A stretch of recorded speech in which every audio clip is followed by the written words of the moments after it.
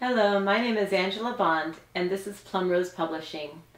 I wanted to talk to you about lesson planning, especially in the private piano or guitar lesson. So you could break up the lesson into three things. First, it would be the technique. So as much as we hate doing scales, they are important for the musician. So chords, scales, all of this, but what we have to do is also make sure that it relates to real life.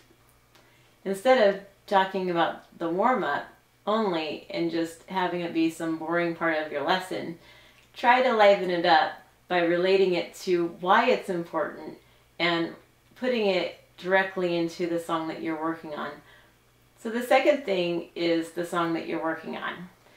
So, and this is obviously where they're going to have a lot of fun, but you want to pick something that is slightly challenging that goes with what you're talking about. So if you're talking about chords, it might have a lot of chords in it, or if you're talking about some kind of improvisation, then you can go into and you're doing some kind of flexibility into your warm-up, then you can go ahead and you can talk about how to improvise in your music.